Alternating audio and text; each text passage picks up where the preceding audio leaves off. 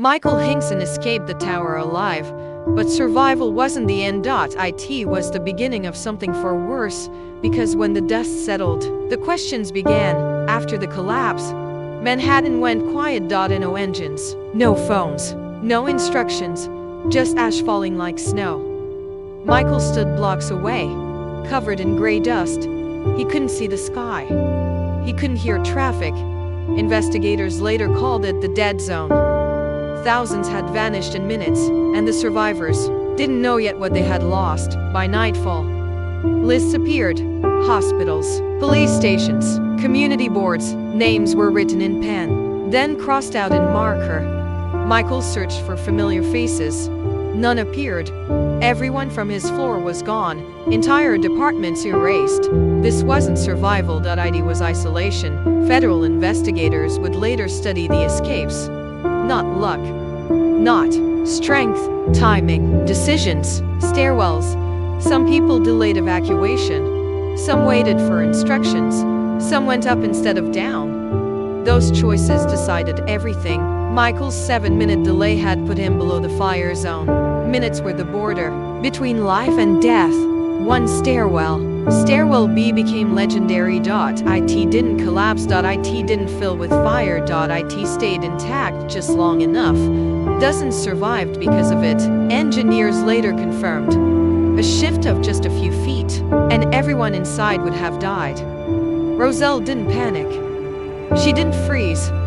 She guided calmly through smoke and darkness. Other evacuees followed them. Blind people don't see chaos. They feel direction. Roselle became a living compass. She saved more than one life that day. Survivors don't celebrate. They question.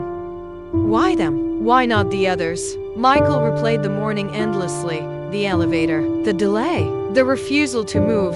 If he had arrived on time, he would have been vaporized. That thought never leaves.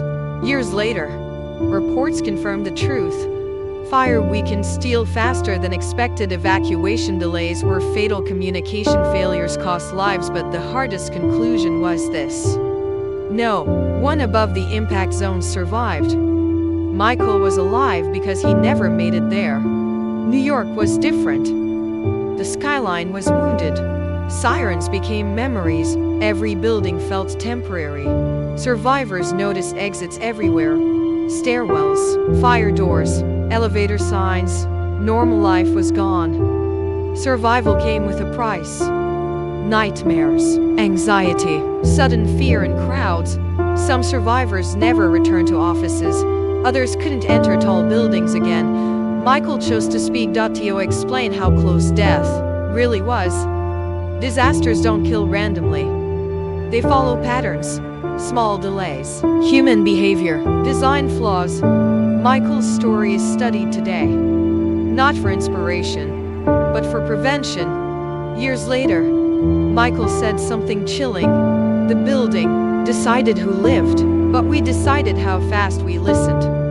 7 minutes. That was the difference. Most people think survival is about strength or courage or heroism. But on that morning, survival was about leaving before you felt afraid, and the deadliest thing inside, the towers, was waiting. Sometimes death doesn't chase you. It waits for you to hesitate.